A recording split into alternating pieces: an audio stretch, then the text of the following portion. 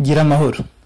Iyi ni inkuru yiswe uzasiga nkuru cy'umusozi yavanywe mu bitabo bitandukanye nka Who Will Cry When You Die cyangwa se Ninde uzarizwa no gupfa kwawe cya Robin Sharma, A Man Search for Meaning cyangwa se uko umuntu yashakishije igisobanuro cy'ubuzima cya Viktor Frankl, Power of Character in Leadership cyangwa se ububasha bw'imyitwarire mu buyobozi cya Dr. Monroe Miles, ndetse n'icyitwa Purpose Driven Life cyangwa se ubuzima bufite intego cya Rick Warren, n'imbuga zinyuranye nka Psychology Today, Forbes, Science Wizards n'izindi. Iki kikaba ari igice cya kabiri tugiye kuganiraho nyuma y'ibyifuzo by'abaryohewe n'igice cya mbere cyavugaga ku bintu bitanu byoroshye wakora bikazatuma ugira ibigwi byiza, bakadusaba ko tubakorera iki gice cya kabiri kiri buhere ku ngingo ya 6 kugeza ku ya 10, ndetse hakazakurikiraho n'ibice bindi bigiye bitandukanye. Ngiye tugiye kubana nitwa Shumbusho Jean Damascene.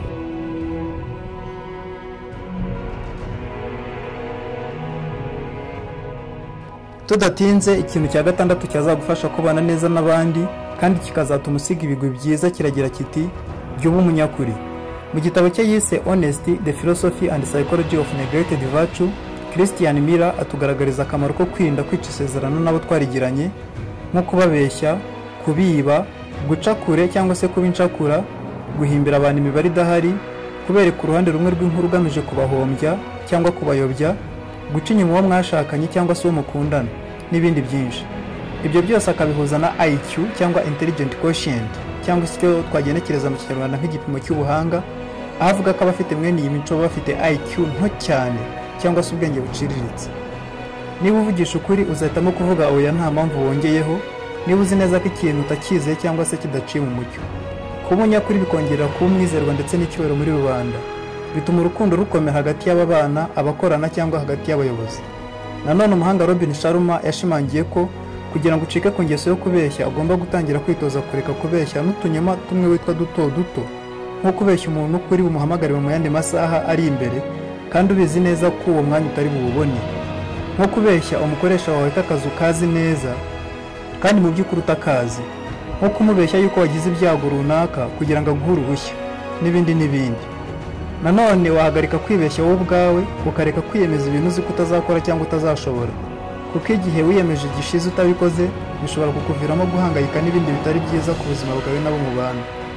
Tangira ujye uba umuntu urinda ijambo rye. Nusezeranya umuntu ikintu ugikora utibukijwe, niwumva utagishoboye umubwire weruye uti ntibishoboka. Nubwo kuvugisha ukuri bizatuma ugira inshuti nkeya, ariko zizaba nk'iz'umumaro kuruta nyinshi mwagirana ibibazo zimaze kuvumbura ukuri. Mu gitabo The Power of Character cyangwa se ububasha bw'imyitwarire cya Dr. Miles Monroe yasobanuye ko nta muhanga mu kubeshya ubaho.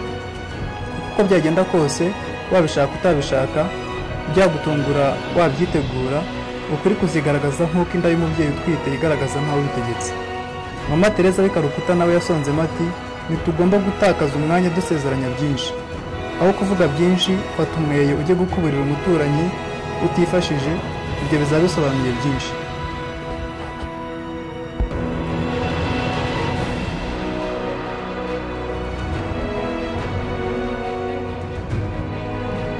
Ikintu cya 7 cyazagufasha kubana neza n'abandi kandi kigatuma usiga ibigwi byiza kiragira kiti ntukizirike ku hahise. Ahahise hawe nubwo haba habi, ariko niba bivuze ko ugomba guhozaho intekerezo zawe, kuko nyine harahise ntacyo wahahindura. Iga gusubirayo ugiye kuhakora amasomo gusa, ubundi ureke ubuzima bukomeza. Hari umuhanga wavuze ko akenshi abantu bakomeye ari bo bahura n'ibihe bikomeye, hanyuma babandi bakomejwe n'ibihe bakavamo intwari zirimo ibihe byiza isi zishimira guturamo. Ishimira ibyakubayeho bibabaje, kuko iyo bitabaho ntiwari kuzaba uwo nguwo uriwe cyangwa undi ukomeye uzaba we. Iga kubaho none ukora icyo ubona kizakugeza ku nzozi zawe. Umwanditsi Washington yaravuze ati ubu buzima bwanyigishije ko intsinzi y'umuntu idapimirwa mu mwanya umusanzemo, ahubwo ipimirwa mu byo yanyuzemo byari kumuhitana ariko akabinesha akaba agihagaze. Yewe akabihurizaho na Nelson Mandela wagize ati icyubahiro cyacu ntigipimirwa mu kutagwa, ahubwo ni uko buri gihe tuguye duhaguruka. Ikintu cya 8 cyazagufasha kubana neza n'abandi kandi kigatuma usiga ibigwi byiza kiragira kiti jya utangira neza umunsi wawe. Uko utangira umunsi wawe nibyo bigena ukuri burangire, kuko abahanga bemeza ko ukibyuka ubwonko bwawe buba bwiteguye kwemera icyo ububwira cyose, mbese nka kurya eponge ya matora yemera amazi uyishyizemo yose cyangwa ikiziba uyirambitsemo cyose. Buri gihe iyo mbyutse nireba mu ndorerwamo, ubundi nkatangira nkiyaturaho amagambo yose nifuza kubayo. Nk'urugero, nshobora kwireba mu ndorerwamo nkavuga nti ndashima ko nkomeye, ndi umunyetsinzi, ntekanye, ndi muzima n'ibindi n'ibindi. Uko ndushaho kwiyaturiraho ibyo niko umunsi wanjye mba ndi kuwutegeka uko ugomba kungendekera. Nasoza nkafata telefone nkohereza abantu 10 ubutumwa bubifuriza umunsi mwiza, nkasoma byibura paje 15 z'igitabo nkunda kurenza ibindi kigezweho muri icyo gihe, n'iki turi kuvugaho cyitwa Who Will Cry When You Die cya Robin Sharma, How to Win Friends and Friends People cya Dale Carnegie, Biography of Benjamin Franklin cya Benjamin Franklin, A Letter to My Daughters cya Barack Obama n'ibindi n'ibindi. Amasomo nkora muri ibi bitabo anyibutsa uwo ndiwe ndetse n'umuhamagaro wanjye, bityo ngatangira umunsi nzi uwo ndiwe, kandi nkaharanira gutera ikirenge mu ntwari zagiye zivugwa mu nkuru n'abana rasomye zose. Numva ko nawe ubikoze uko cyangwa ugakoresha ubundi buryo bukunogeye, byatuma ugira umunsi mwiza wuzuyemo amahirwe, ineza, urukundo n'ibindi n'ibindi.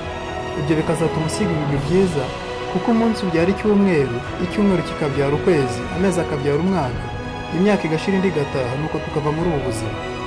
Umunsi umwe niwo ubyara y'amezi kandi bikazabyara ya myaka. Rero niba umunsi umwe ugize neza, bivuze ko n'umwaka uzawugira mwiza, n'indi myaka yose usigaje uzayigira myiza, bityo ukazasiga ibigwi byiza.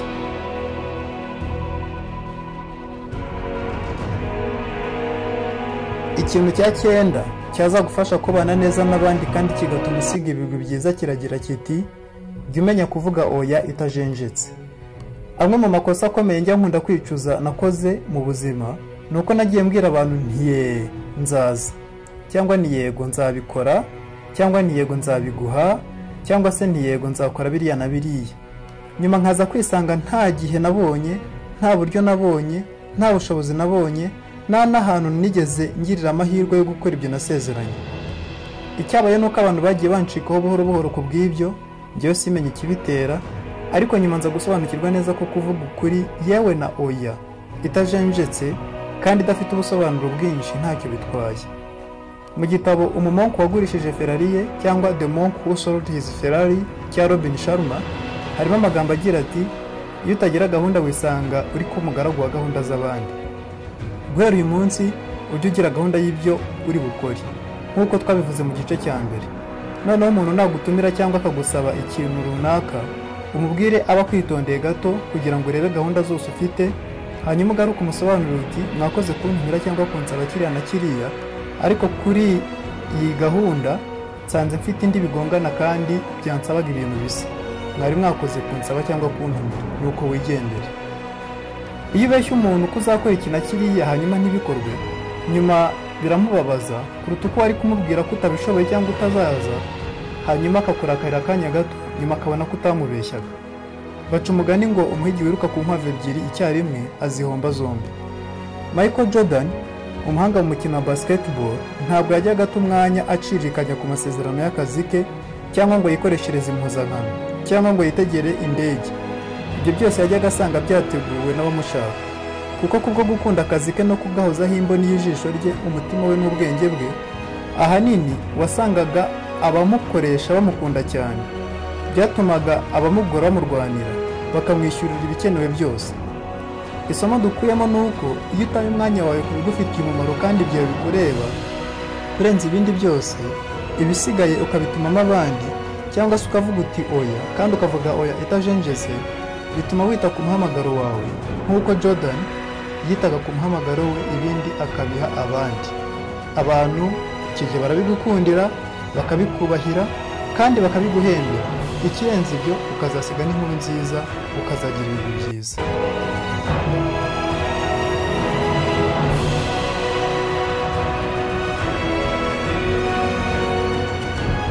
Ikintu cya 10 cyazagufasha kubana neza n'abandi kandi kigatuma usiga ibigwi byiza kiragira kiti: jya ugira umunsi w'ikiruhuko mu cyumweru.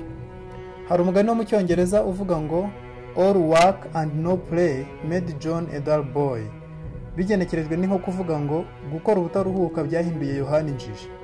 N'Imana ubwayo muri Bibiliya imaze kurema isi n'ibigize byose yararuhutse, kandi natanga itegeko rya 4 mu mategeko 10 yayo byitwa kuziriza isabato, abantu bakaruka kuri uwo munsi gusa, indi yose bakaba bemerewe kuyikoraho ibyo bashaka byose.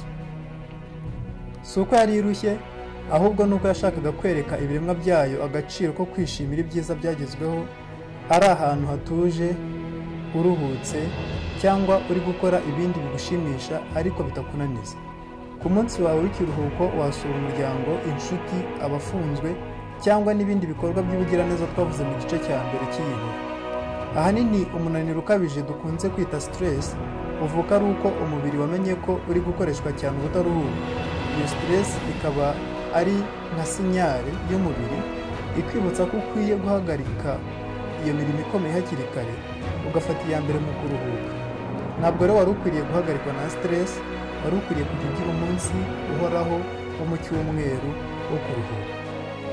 Umuhanga Thoreau yaravuze ati, niba hari umuntu uri aho bari kuvugiriza ingoma ariko akaba ari gusiga abandi mu njyana, byashoboka ko byaba byatewe n'uko atakiri kumva umukaraza uvuza ingoma. Ikiba kigomba gukorwa kugira ngo wa muntu wasize abandi cyangwa bamusize agaruke mu njyana, ni ugufata akanya agatuza, akaba acecetse, akitekerezaho neza, nyuma yo kumva aho ya njyana igeze akagaruka mu kibuga ajyana nayo. Hano rero muri iyi nsigamigani y'umufilozofe, umukaraza uvugwa aha ni isi tuzengurutse, hanyuma uwo muntu ni wowe nyine uvuga. Iga gufata akaruhuko mu cyumweru bizatuma ugendana n'isi igezweho.